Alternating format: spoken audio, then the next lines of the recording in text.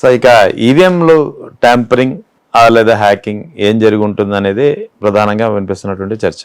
రెహమాన్ గారు, నేను మొట్టమొదటి అసలు ఏం జరిగి ఉంటుంది ఈ మిస్చీఫ్, ఇదైతే మిస్చీఫ్ మీరు క్లియర్ గా ఒక డేటాతో పాటు మీరు బయట పెట్టారు. So some mischief should have been happened. అయితే ఈ మిస్చీఫ్ కనుక ఈవీఎం హ్యాంపరింగ్ ట్యాంపరింగ్ అసలు ఏం జరిగి ఉంటుంది, లేదా రీప్లేస్మెంట్ జరిగిందా, లేదా ప్రోగ్రామింగ్ మార్చారంటే మీరేమంటారు? రెహమాన్ గారు, మీరు గమనించి ఉంటారు, నేను 2024 ఎన్నికల తర్వాత ఎస్ఐఆర్ మీద కానీ, ఎన్నికల మీద కానీ, లోక్సభ కానీ, వివిధ రాష్ట్రాల్లో జరిగినటువంటి అసెంబ్లీ ఎన్నికల మీద కానీ మాట్లాడుతున్నాను. అందులో ఉన్నటువంటి అవకతవకలను, ఇన్కన్సిస్టెన్సీస్ను, డిస్క్రిపెన్సీస్ను మాట్లాడుతున్నాను. నేను ఇంతవరకు కూడా ఈవీఎం గురించి మాట్లాడలేదు. మీరు గమనించే ఉంటారు. ఎందుకు మాట్లాడలేదు అంటేనండి, దానికి ఒక ప్రధాన కారణం ఉంది. ఈవీఎం గురించి మాట్లాడిన దగ్గర నుంచి ఇది ప్రధానంగా సాంకేతిక పరమైన ప్రశ్న అయిపోతుంది. అప్పుడు ఏమవుతుంది, ఐఐటీలో ఉన్నవాళ్ళు, ఐఐఎంలో ఉన్నవాళ్ళు, స్టాన్ఫోర్డ్లో ఉన్నవాళ్ళు, హార్వర్డ్లో ఉన్నవాళ్ళు, ఎలక్ట్రానిక్ ఇంజనీరు, లేకపోతే ఇలాన్ మస్కో, లేకపోతే తులసి గబాడో, లేదా మరొకళ్ళు ఒకళ్ళేమో కాదంటారు, ఒకళ్ళు అవునంటారు. ఒకళ్ళు ట్యాంపర్ చేయొచ్చు అంటారు, ఒకళ్ళు ట్యాంపర్ చేయలేరంటారు. ఒకళ్ళేమో ఇది క్యాలిక్యులేటర్ అంటే దీనికి నెట్వర్క్ ఉండదంటారు, ఒకళ్ళేమో చేయొచ్చు అంటారు, ఇంకోటి రిమోట్గా చేయొచ్చు అంటారు, ఇంకోటి చేయలేమంటారు. అది ప్రజల నుంచి బయటికి వెళ్ళిపోయే ప్రశ్న, ప్రజలకు సంబంధమైనటువంటి ప్రశ్న. అది సాంకేతిక నిపుణులు కూర్చుని చర్చించేటువంటి ప్రశ్న. నేను మాట్లాడనుకోండి, మీరు మాట్లాడనుకోండి, నీ క్వాలిఫికేషన్ ఏమిటి, నీకు తెలుసా, ఎలక్ట్రానిక్స్ తెలుసా అంటారు. మనకు సంబంధం లేదు. నేను దానికన్నా కూడా ప్రజలకు సంబంధించినటువంటి ప్రశ్న అడుగుతున్నానంటే, ఒక బూత్లో ఇన్ని ఓట్లు ఇంత సమయంలో పడడం సాధ్యమా? ఎందుకు పడింది, ఎలా పడింది, పడడం మెషిన్ వల్ల, లేకపోతే మనిషి వల్ల, ఇంకో దాని వల్ల అనేది నాకు తెలియదు. దాని గురించి నేను ఇప్పుడు మాట్లాడదలుచుకోలేదు. మరి అలా మీరు మాట్లాడిన అంటున్నారు ఈవీఎంల గురించి. మరి అటువంటిప్పుడు ఎలా సాధ్యం అది కనుక్కోండి. అంటే ఇప్పుడు ఇందాక చెప్పాను, నేను బ్యాంకులో దోపిడీ జరగడం కుదరదు అన్నారు. మనం చూశాను. ఎలా సాధ్యం చెప్పండి. ఎందుకంటే మీకు గుర్తుందో లేదు, షెర్లాక్ హోమ్స్ది ఒక చాలా ఫేమస్ కథ ఉంది, novel. Why did the dog did not bark? కుక్క ఎందుకు మొరగలేదు? గుర్తుందా? చదివానండి. కుక్క ఎందుకు మొరగలేదు కనుక్కోండి. అంతే. కుక్క తెలిసిన వాడు వచ్చేది కాబట్టి మొరగలేదా? అక్కడ దొంగతనం జరిగినట్టు కళ్ళ ముందు కనిపిస్తున్నా కుక్క ఎందుకు మొరగలేదా ఆన్సర్ కావాలి. లేదు, దానికి మొత్తం మంది పెట్టారా, లేకపోతే ఏదైనా జరిగిందా, లేకపోతే తెలిసిన వాడు వచ్చేది కాబట్టి తోకపోతూ తెలిసినవాడే కదా అనుకుందా, మనకు తెలియదు. అది దర్యాప్తులో తేలాలి. దాన్ని నేను సెకండ్ గెస్ చేయలేను కదా. సార్ ఇంకొకటి సార్ ఇది పరకాల ప్రభాకర్కి సంబంధించినటువంటి విమర్శ లేదా జనరల్ విమర్శ అనేది కాసేపు ఆలోచిద్దాం. ముఖ్యంగా ఎన్నికల ఫలితాలు వచ్చిన ప్రతిసారి అనుకూలంగా తీర్పు వస్తే ఒకలా, అనుకూలంగా రాకపోతే మరోలా. 2019లో వైఎస్ఆర్ కాంగ్రెస్ పార్టీ విజయం సాధించినప్పుడు ఇదే చంద్రబాబు నాయుడు ఈవీఎంలపై మాట్లాడారు, ఈవీఎంలపై సందేహాలు వెలిపించారు. ఇప్పుడు 2024లో ఎన్నికలు ఫలితాలు తారుమారయ్యాక ఆ ఈవీఎంలను చంద్రబాబు నాయుడు అయితే సమర్థించారు, ఇప్పుడు ఆయన వ్యతిరేకించారు, ఇప్పుడు సమర్థిస్తున్న పరిస్థితి. ఇప్పుడు వైఎస్ఆర్ కాంగ్రెస్ పార్టీ ముఖ్యంగా వైర్ కథనం తర్వాత ఇప్పుడు అనుమానాలు కొంచెం ఉధృతం చేసింది. సో అంటే ఇక్కడ ఈవీఎంలను బ్లేమ్ చేసే ప్రయత్నమే జరుగుతుందా, లేకపోతే నిజంగా అటువంటి ఏమైనా జరిగే అవకాశాలు ఉన్నాయా?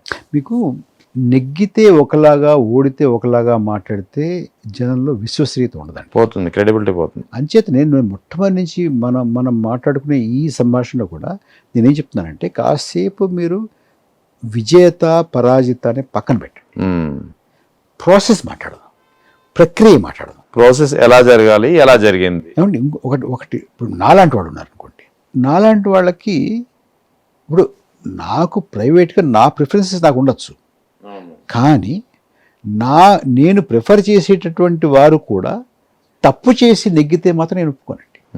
రేపొద్దున మీరే రెహమాన్ గారే ఇలాగా మ్యానిపులేట్ చేసి ముఖ్యమంత్రి అయ్యారు అనుకోండి, ఇదేంటి రెహమాన్ గారు ఇలా చేశారని నేను బయట ఖచ్చితంగా కదా, అలాగే మీరు నన్ను చేస్తారు.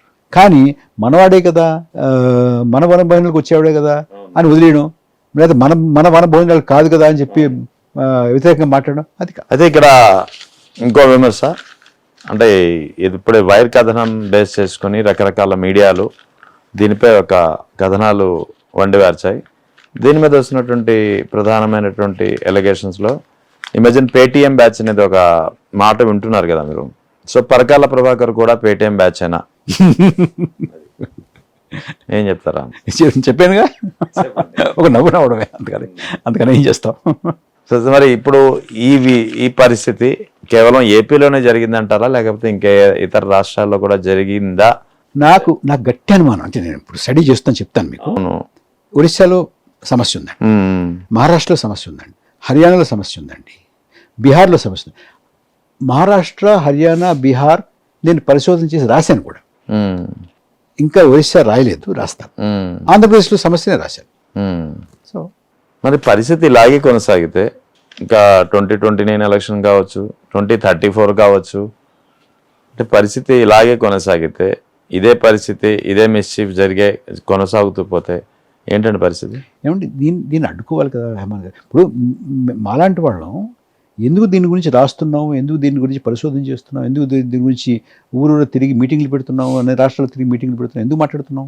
మీరు ఎవరిని నెగ్గిస్తే నెగ్గించుకోండి, కానీ ప్రక్రియ సరిగా ఉండేలా చూడండి. ఇప్పుడు ప్రక్రియ సరిగా ఉండి మీకు నచ్చని వాడు నెగ్గాడు అనుకోండి, మీరు కృషి చేసి జనం యొక్క మనసులు గెలుచుకుని ఫలితాన్ని వచ్చే ఎన్నికల్లో మార్చడానికి ప్రయత్నం చేయొచ్చు. అలా కాకుండా మీరు ఏం చేసినా, జనం ఏం చేసినా కూడా ఫలితం వేరుగా ఉంటుంది అనుకోండి, అప్పుడు మీరు ఏం చేస్తారు? అంచేత మనం ముందు ప్రక్రియని సరి చేసుకోవాలి. అంటే పాత్ర శుద్ధి కావాలి. మీరు ఈ పాత్రలో అమృతం పోసినా కూడా పడైపోతుంది కదా. ఇప్పుడు పాత్ర శుద్ధి కాదు, శుద్ధి చేసే ఉద్దేశాలు లేవు వీళ్ళకి, ఇలాగే కొనసాగుతుంది. ఎవరికి లేవు? ఎలక్షన్ కమిషన్ లేవు, ఉండవండి. ఎలక్షన్ కమిషన్ ఎందుకంటే మీరు ఈ సమస్యలో ఎలక్షన్ కమిషన్ కూడా ఒక సమస్య. అవును.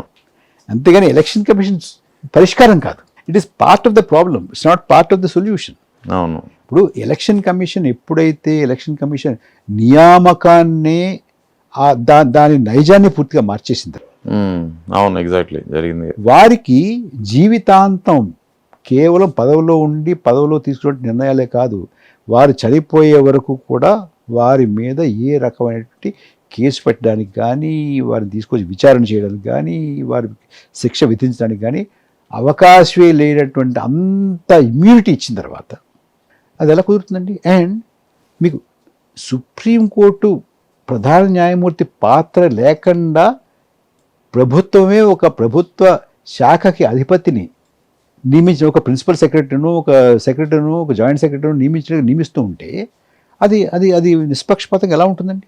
అయితే ఈ లెక్కన వీళ్ళకి ఎంత ఇమ్యూనిటీ ఇచ్చేలా సవరణ చేశారు ఎలక్షన్ కమిషన్ యొక్క నియామకాల రూల్స్ని మార్చేశారు, అంత ఇమ్యూనిటీ వచ్చేలాగా. అటువంటిప్పుడు ఇంకా రేపు పొద్దున ఇదే పరిస్థితి కొనసాగుతూ పోతే 2029లో జరగచ్చు, 2034లో జరగచ్చు, ఎన్నేళ్ళు జరుగుతుంది, ఎన్నేళ్ళు కొనసాగుతుంది అని దేవుడికే తెలుసు. అంత జరిగే పరిస్థితి ఉన్నప్పుడు సుప్రీంకోర్టు కూడా ఇంటర్వ్యూన్ అయ్యే అవకాశం ఉండకపోవచ్చు ఇలాగ లెక్కన. ఇంతవరకు అయితే ఇప్పుడు మనందరికీ కూడా కోర్టులు అంటే, న్యాయ వ్యవస్థ అంటే నమ్మకం ఉంది, ఉండాలి కూడా. కానీ ఈ ఎన్నికలకు సంబంధించినంత వరకు ఇప్పటివరకు ఎన్నికల సంఘం ముందు ఎన్నికల సంఘం సుప్రీంకోర్టులో ప్రధాన న్యాయమూర్తి బెంచ్ ముందు నుంచుని కూడా అనేక రకాలైనటువంటి సత్య దూరమైన విషయాలు చెప్తూ ఉంటే ఎన్నికల సంఘాన్ని సుప్రీంకోర్టు ప్రశ్నించలేదు అనేది అందరికీ చాలా తేటతెల్లంగా తెలుస్తుంది. మరి ఏం జరిగిందో, ఎందుకు జరుగుతుందో తెలియట్లేదు. కానీ అంచేత ఈ దేశంలో ఎన్నికలు సజావుగా జరగాలి, ప్రజాభీష్టం బ్యాలెట్ బాక్స్లో సరిగ్గా ప్రతిబింబపడాలి అంటే ఈ ఎన్నికల సంఘం ఉంటే మాత్రం కాదు. మరి ఏం చేయాలంటారు? ఈ ఎన్నికల సంఘాన్ని వెంటనే డిస్బాండ్ చేసి ఈ ఎన్నికల సంఘం స్థానంలో సుప్రీంకోర్టు ఆదేశాలు, సిఫార్సుల మేరకు ప్రధానమంత్రి, ప్రతిపక్ష నాయకుడు, సుప్రీంకోర్టు ప్రధాన న్యాయమూర్తి కలిసినటువంటి ఒక కమిటీతోటి మనం ఎన్నికల కమిషనర్ని కనుక ఎంపిక చేసుకుని నియమించుకుంటే కొంతలో కొంత మనకి రిలీఫ్ ఉంటుంది.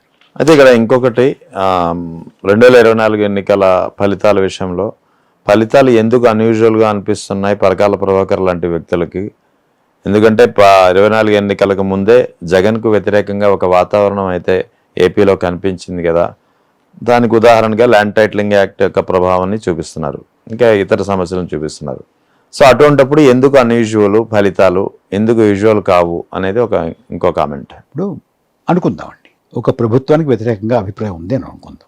అలాంటప్పుడు ఎన్నికలు పెట్టుకోవడం ఎందుకు? మీకు తెలిసిపోయింది ముందే, డిసైడ్ చేసుకోవచ్చు కదా, చేసేసుకోవచ్చు. ఎందుకు అంత ఈ గోలంతా ఎందుకు?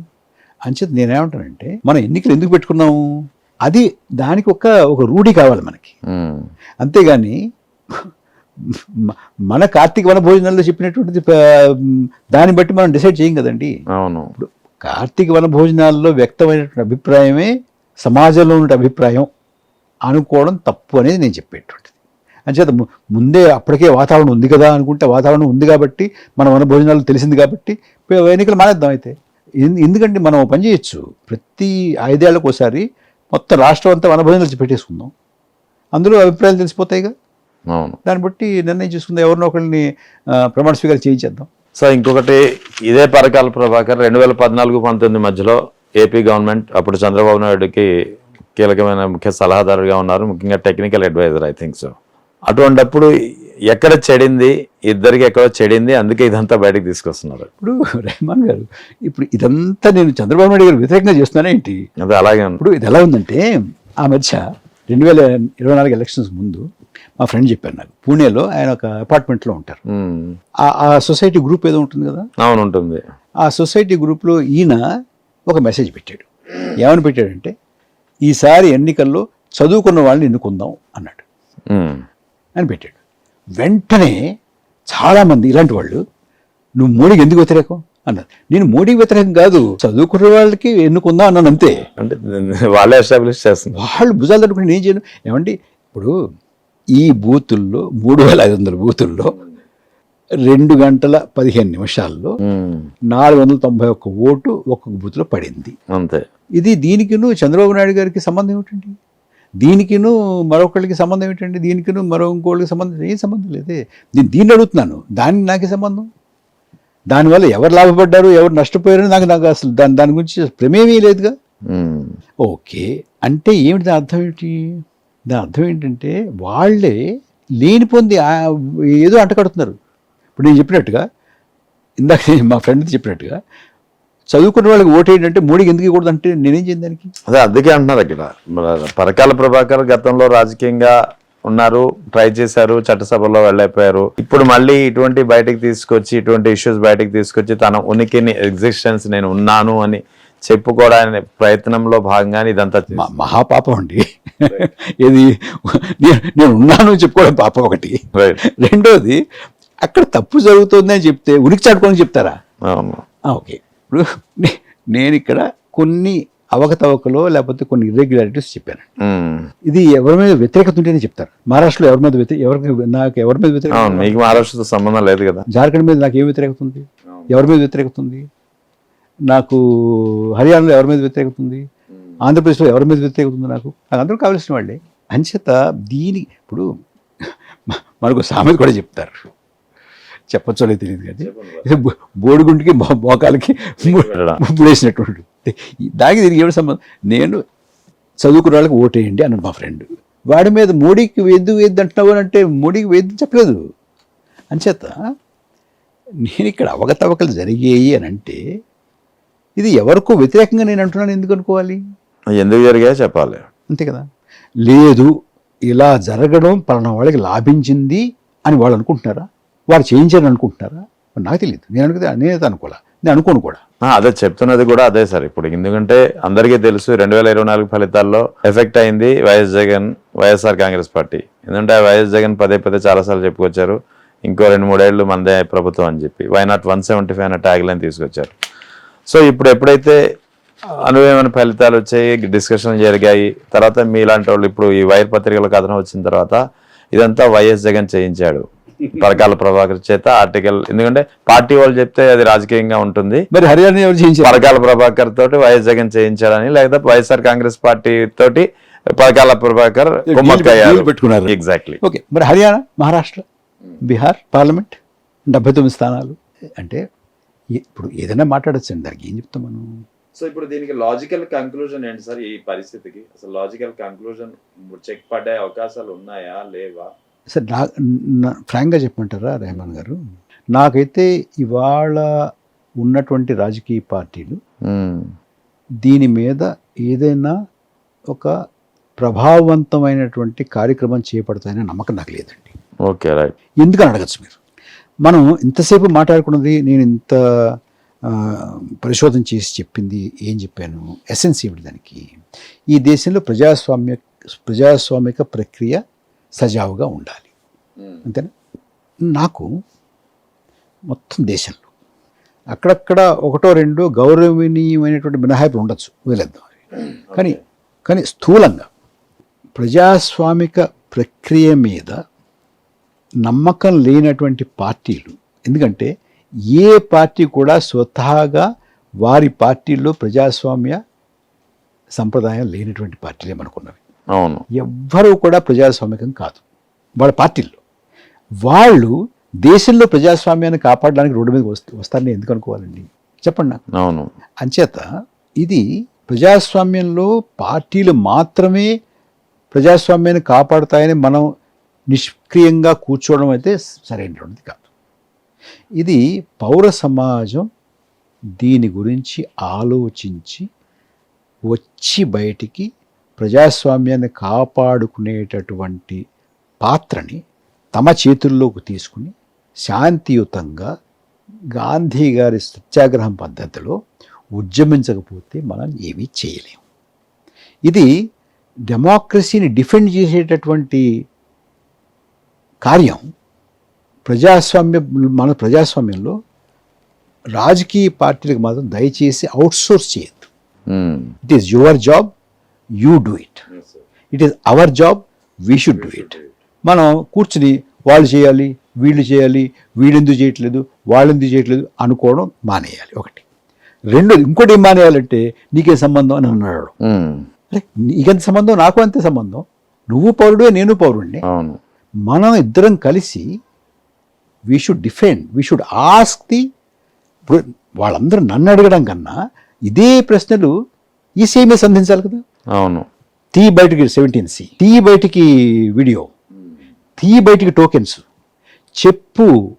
నువ్వు 11:45 నుంచి 2 గంటల వరకు 491 ఓటు ఎలా పోలయ్యే చెప్పు అని నన్ను అడగడం కాదు, ఈసీఐని అడగాలి కదా.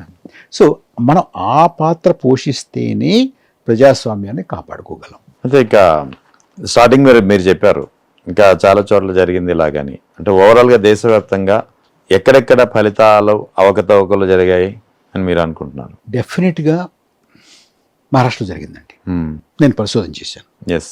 డెఫినెట్గా హర్యానాలో జరిగిందండి, నేను స్వయంగా పరిశోధించాను. బీహార్లో ఖచ్చితంగా జరిగిందండి, నేను పరిశోధన చేశాను. ఇప్పుడు ఆంధ్రప్రదేశ్లో జరిగిందండి, నేను పరిశోధన చేసి చెప్పాను. ఒడిశా మీద నాకు బాగా అనుమానం ఉంది, నేను చేస్తాను ఇంకో 10-15 రోజుల్లో, అది కూడా తేలుతుంది నాకు. ఓకే. ఓవరాల్గా లోక్సభ ఎన్నికల్లో 79 నియోజకవర్గాల్లో 15 రాష్ట్రాల్లో జరిగిందండి. అక్కడ 5 కోట్ల ఓట్లు తేడా వచ్చిందండి. 5 కోట్ల ఓట్లు మొత్తం భారతదేశంలో లోక్సభ ఎన్నికల్లో ప్రిలిమినరీ డేటాకి ఫైనల్ డేటాకి తేడా ఉందండి. ఆ 5 కోట్ల ఓట్లు సరిసమానంగా దేశమంతా 543 నియోజకవర్గాల్లో పంచడం కాకుండా ఇది 79 నియోజకవర్గాల్లో గనక సెలెక్టివ్గా చేస్తే 79 సీట్లు ఇటు నుంచి అటు మారేయండి. ఇది నాకు ఉన్నటువంటి ఖచ్చితంగా నేను పరిశోధన చేసి రూఢిగా చెప్పగలిగినటువంటి మాట. ఏ 15 రాష్ట్రాలు అవి? ఆంధ్రప్రదేశ్ అండి, కేరళ అండి, మహారాష్ట్ర అండి, కర్ణాటక అండి, బీహార్ అండి, వెస్ట్ బెంగాల్ అండి, ఉత్తరప్రదేశ్ అండి, రాజస్థాన్ అండి, గుజరాత్ అండి, జార్ఖండ్ అండి, ఛత్తీస్గఢ్ అండి, ఇంకో 2 రాష్ట్రాలు. మొత్తం ఈ 79 పార్లమెంట్ స్థానాలు అంటున్నారు కదా, అవి కూడా ఉందా జాబితా? మొత్తం ఉందండి. షేర్ చేయగలరా? చేయగలరు. ఇప్పుడు లోక్సభ ఎన్నికలు అనుకున్నాండి. అవునండి. మీరు ఆంధ్రప్రదేశ్ తీసుకుంటే ఇందాక మనం అనుకున్నాం కదా 12.54% ఓట్ల తేడా అని ప్రిలిమినరీకి ఫైనల్కి. అది మీకు మొత్తం మీద ఒక్కొక్క లోక్సభ నియోజకవర్గానికి పంచితే ఆ తేడాని 196,000 ఓట్లు తేడా వస్తుందండి. 196,000 ఓట్లు. ఓకే. సో మనం ఒక బండ లెక్క ఏంటంటే 196,000 కన్నా తక్కువ మెజార్టీతో నెగ్గుంటే అనుమానించాలి. ఓకే. ఆ లెక్కను తీసుకుంటే నేను కనీసం అంటున్నా కానీ మ్యాక్సిమం అంటలా, కనీసం ఆంధ్రప్రదేశ్లో 7 స్థానాలు చేతులు మారాయండి. పార్లమెంట్ స్థానాలు 7 పార్లమెంట్ స్థానాలు. అవి ఒంగోలు, కర్నూలు, నంద్యాల, హిందూపూరు, అనంతపూరు, నరసరావుపేట, ఏలూరు. ఇది లోక్సభ సంబంధించి. తెలంగాణలో ఆ తేడా ప్రిలిమినరీకి ఫైనల్ ఫిగర్కి వచ్చినటువంటి తేడాని సర్దితే మీకు ఇక్కడ ఉన్నటువంటి లోక్సభ స్థానాల్లో అది లోక్సభ స్థానానికి 86,637 తేడా వస్తుందండి. సో దానికన్నా తక్కువతో నెగ్గినటువంటి స్థానాలు అనుమానంలో పడతాయండి. ఉమ్. అవి 3 స్థానాలండి. మహబూబ్ నగర్, మెదక్, సికింద్రాబాద్. ఉమ్. ఓకే, మహబూబ్. మీకు అది కేరళలో ఒకటి ఉంది, ఉమ్. మధ్యప్రదేశ్లో కొన్ని ఉన్నాయి, కర్ణాటకలో కొన్ని ఉన్నాయి, అట్లా ఉన్నాయి. ఇక ఒరిస్సాకి సంబంధించి కూడా స్టడీ చేస్తున్నా అన్నారు కదా మీరు, ఆ, అది ఎన్నాళ్ళలో పూర్తవుతుంది? ఓ 10 రోజులు అయిపోతుంది, 10 రోజులు. 10-15 రోజులు అయిపోతుంది. అయితే 10-15 రోజులు నా స్టడీ అయిన తర్వాత నేను చెప్పినట్టుగా ఇందాక ఒక 2-3కి పంపించి వాళ్ళ అభిప్రాయం కూడా తీసుకుని కంక్లూడ్ చేసుకుని అప్పుడు మళ్ళీ నేను ఎన్నికల సంఘానికి ఒకసారి రాసి వాళ్ళ కనీసం లేదంటే ఒక 10 రోజులు టైం ఇచ్చి అప్పుడు మాట్లాడడం కానీ రాయడం కానీ చేస్తాను. Thank you.